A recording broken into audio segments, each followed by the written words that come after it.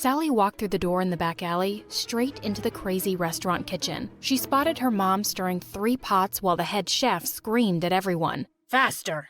Faster! Sally walked up to her mom and tugged at her apron. Mom, I need to ask you something. Right now? Yes, right now. What is it then? Spit it out. Mom, where's my daddy? Suddenly, the bowl her mother was holding crashed to the floor. Oh my God, you stupid, stupid woman. You're fired. Get out. A minute later, Sally and her mother found themselves out on the street. Mom, I'm really sorry. You wanted to know about your dad, huh? Yeah, we had to make a family tree in school. Well, he's not your family. He's a good-for-nothing loser who left us. I'm your mom and your dad. And look, just mentioning him made me lose my job. He's bad luck. Not a word about him ever again. As they walked back home in silence, Sally wondered who her dad was and why he'd left. What she didn't know was that her mom wasn't telling the truth. Her dad didn't even know she existed. One day in the 10th grade, Sally was waitressing at a restaurant when suddenly a woman started to choke on something. Sally rushed to her and performed the Heimlich maneuver till she coughed out a piece of chicken. Oh my God, you saved my life! As all the customers applauded, the woman took Sally's hand and dragged her outside. I don't know how to thank you, but let me try. She took off a large diamond ring on her finger and pushed it in Sally's palm. Sally tried to refuse, but she wouldn't hear a word and just left. When Sally and her mom had the ring valued, it turned out to be worth a whopping $1.2 million.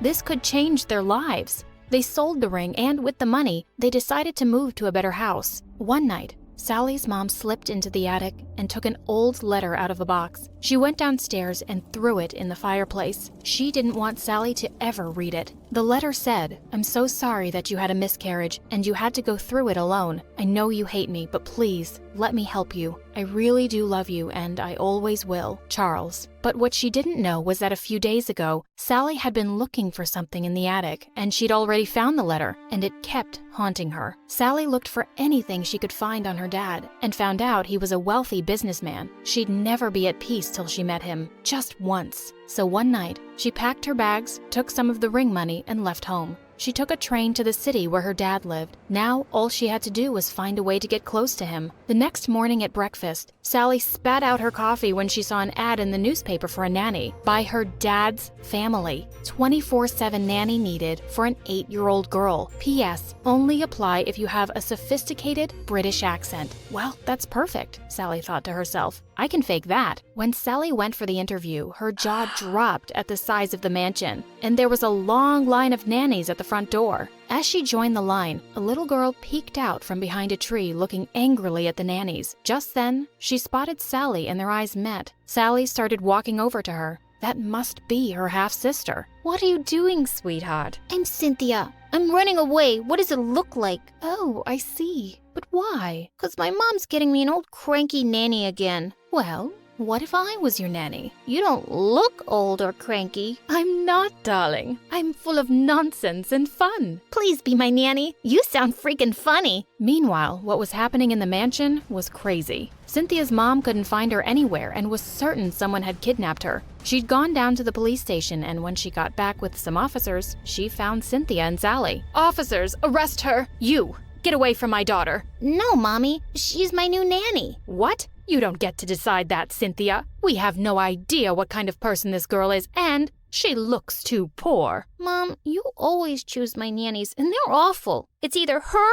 or no one. Cynthia's mom had no choice, so she hired Sally and asked her to move in. Sally was so excited that she'd finally meet her dad, but the poor thing had no clue that she had so much trouble ahead of her. When Sally left for her room, Bella, Cynthia's sister, showed up. Oh, you're back? I was hoping this time you were gone for good, brat. Oh yeah? I'm back, witch. And guess what? I picked my own nanny. Wait till you see her. She's so much prettier than you. I can't wait for your boyfriend to meet her. Maybe he'll finally dump you. Watch your mouth, you little monster. And with that, Bella pulled Cynthia's hair and they both started screaming. Sally heard them and came running to save Cynthia. Hey, leave that kid alone or I'm calling the police. What? Do you have any idea who you're talking to? Well, I don't care who you are, and you don't have any right to hurt a kid like that. Oh, I have the right to hurt anyone I like. Like now, for example. And with that, Bella attacked Sally and they both started wrestling on the floor. Cynthia started screaming and ran off to call her parents. Just then, a man barged in and pulled them apart. Who are you? And why are you hurting my daughter? Sally looked stunned when she saw her dad for the first time, and she couldn't say a word. Daddy, this is my nanny. The nicest person on earth. Bella is just evil. Sally's dad looked straight into her eyes, and for a moment, she almost thought he knew who she was. But then he just turned to Bella and said, To your room. Now! As Bella was leaving, she turned to Sally. I swear I'm gonna make you regret the day you entered this house. She stormed out of the room, and suddenly, Sally's dad turned to her. Listen, don't ever touch my kids again, is that clear? Don't forget your place if you want to stay here. And with that, he turned around and left. That night when Sally was in bed, she suddenly heard someone opening her door. She leapt out and grabbed her baseball bat, ready to attack, but suddenly the door barged open. She let out a scream and hit the boy with a bat, knocking him out. She started slapping his face to wake him up. When he opened his eyes, Sally saw that they were the most gorgeous hazel color. They stared at each other for a few seconds, then quickly jumped to their feet. That was quite a greeting. You could have just said hello. You could have just knocked. I thought this room was empty. Who are you? What? Who are you? I asked first. Who are you?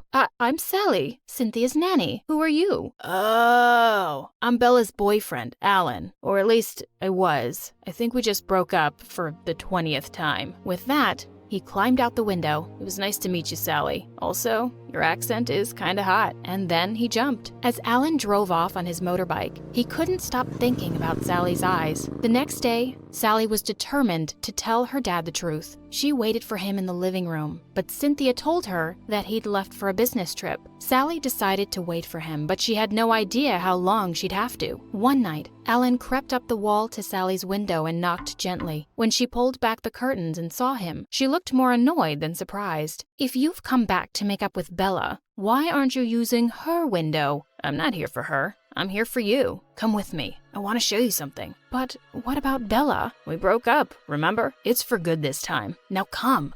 Sally felt hesitant, but she looked into his warm eyes and just couldn't say no. As the two climbed down and sneaked off across the gardens, they had no clue they were being watched by Bella. Bella ran across the house and burst into her mother's room. Mom, wake up! Do you have any idea what's happening under your roof? You should have never hired that nanny. When Bella told her mother what she'd seen, she was angry. Poor girls like her just want to dig their claws into someone rich, and these men are idiots. But Bella, you cannot let Alan get away. I'm trying, Mom. Oh, poor baby, I know you are. Don't worry. Mummy will help you get rid of this nanny tonight. A few hours later, when Sally climbed back through the window, she nearly fell back in shock to find Cynthia's mom and Bella sitting on her bed. Well, hello, Sally. Where were you? Meeting up with your criminal friends? What?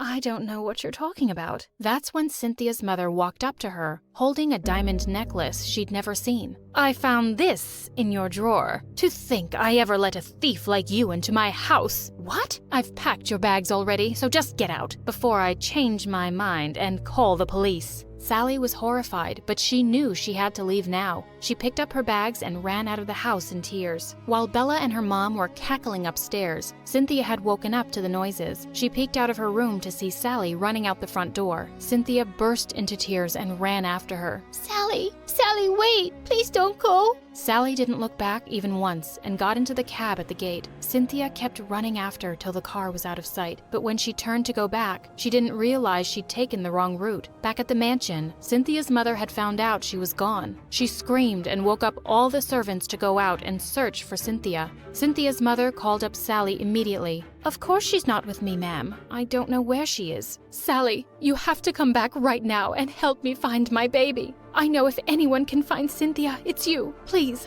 I'm begging you. Sally immediately asked the cab driver to take her back to the mansion. When she was close, she suddenly shouted, "Wait, stop right here." She jumped out of the cab and picked up a teddy bear from the road. It was Cynthia's. Cynthia had realized by now that she was completely lost. Suddenly, she looked up to see Sally and ran straight into her arms. Cynthia's mother ran out crying when she saw the two walking in through the gate and hugged her tight. Mom, is Sally going somewhere? If she leaves, I'm gonna run away again. Cynthia's mother grit her teeth. Her plan had failed, but she had no choice. Bella was absolutely furious. As Sally walked back into her room, Bella suddenly grabbed her wrist and whispered, Listen to me, witch. You're only back here because you seem to be very lucky. But don't you dare go near my boyfriend ever again. With no clue of what had happened the night before, Alan reluctantly went to the mansion the next morning. Bella's mother had called him in. When he walked into the living room, he found Bella and her mother there. Before you say anything, Mrs. Charles, please hear me out. I can't do this anymore. I don't love your daughter. And suddenly, Bella's mom flung over a small table angrily, smashing a vase to pieces. You stupid boy. What's love got to do with anything? This marriage is really important to both our families, and I don't think your parents will be thrilled to know you've been going out with the help.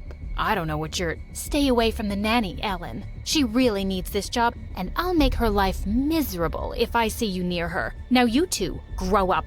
No more breakups and nonsense. When Sally went downstairs, she almost fell back in shock to see Bella sitting in Alan's lap. She felt so foolish for believing his lies. Oh, we broke your heart? Sally started to walk away, but Alan pushed Bella aside and went after Sally, gently grabbing her wrist. Alan, what is wrong with you? What do you think I am? Some toy for you to play with? I don't want you coming near me again. Sally, you need to listen to me. No, she doesn't, you jerk. And with that, Bella attacked him. Sally tried to pull her away, and then Bella attacked her. What is going on here? Sally turned around in horror to see her dad, and he looked really mad. Sir, this was my fault, not hers. Oh, is that so? Then you will be marrying my daughter next week. I'll talk to your father tonight. Sally, leave my house, now. Sally decided she couldn't hold it any longer. I've been waiting for you, Mr. Charles, because there's something I need to... I don't want to hear another word. Leave, please. Leave my house. No, you need to listen to me. I'm your...